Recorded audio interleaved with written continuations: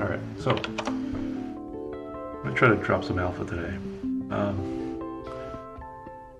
Stuff I bet you didn't know. I bet you didn't know that MCP doesn't only do tools, it also does other stuff. Prompts, resources, sampling. Maybe some of you guys did know that. But I bet you didn't know that there's a thing you can do to MCP resources, which is you can subscribe to them. Here's why this is interesting, I think. I think a lot of these agent workflows get kicked off not necessarily by like a human asking for a thing, but by something that happens out in the world. So maybe you got an MCP server that is managing your ERP and it has access to your, I don't know, orders table in a database, and there's a new order that comes in, right? And that kicks off your workflow in your factory. And so you can have an agent planner that starts working when a new order comes in. Or maybe you get an email that kicks off a workflow, or a Slack message, you watch a channel. There's so many of these. And we're talking a lot about, starting to see this pop up on Twitter more and more, people building long-running agents, ones that are kind of running in the background. And so the last few months, I've been doing this sort of thing in a bunch of kind of janky ways. Trying to figure out what the, I guess, best way of doing this sort of subscription for the agent is. And so this brings us to this MCP doc. You can subscribe to these resources. So what are these resources even? I mean, you guys remember MCP's built kind of copy pasting some of the stuff from LSP, which is a thing built for IDEs. And in an IDE, it's really important to be able to watch a directory of files and watch the code change, so that the IDE can, not just like the code that changes, but even like what code the user is actually, like what file the user is looking at right now and what bit of code they're highlighting.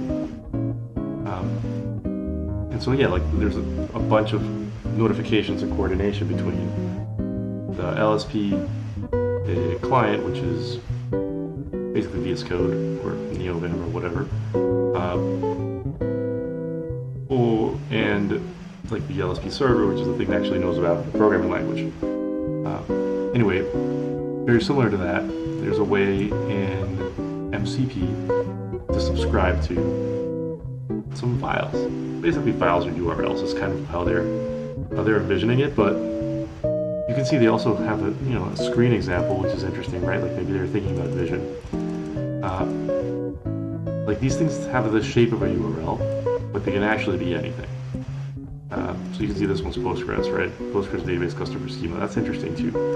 And it's also interesting that this is the only thing in MCP that you can subscribe to, right? I mean, that's not true. So you can get notifications about like changes in tools or changes in resources, like if like new tools pop up during your long SSE, or even standard AL. It doesn't have to be SSE. Like connection to the server, then you get notification. But this actually lets you subscribe to a thing.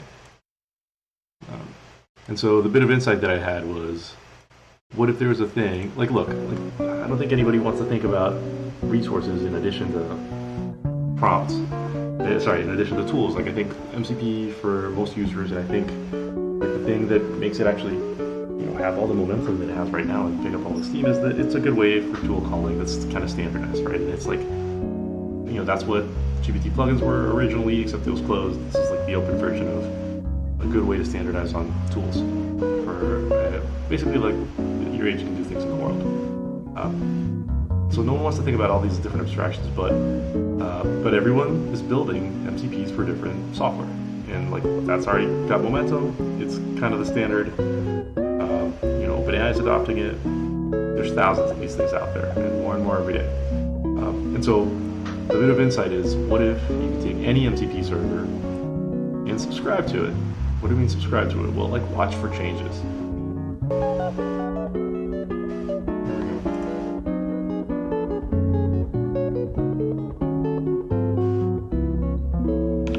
agent has a name, it's got a model, it's got a prompt, it's got a list of tools, their MCP servers, and it has subscriptions. In this case, it subscribes to randomfunfacts.com, and it's going to hit that periodically every 5 seconds.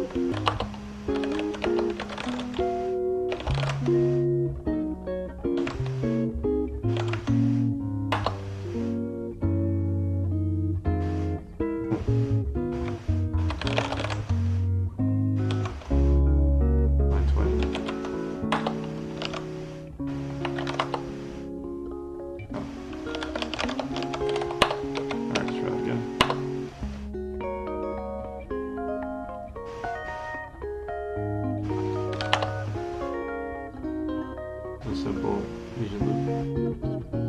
Here, there you go. An interesting fact.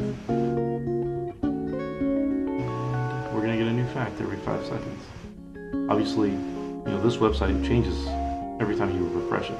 If you had a website that only changed once in a while, then you would only get a new fact every time the website changed.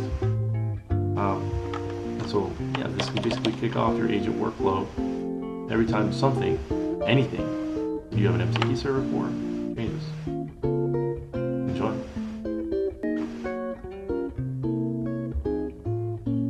Super simple.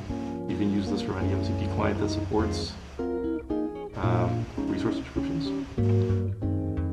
There's a simple example if you want to write your own.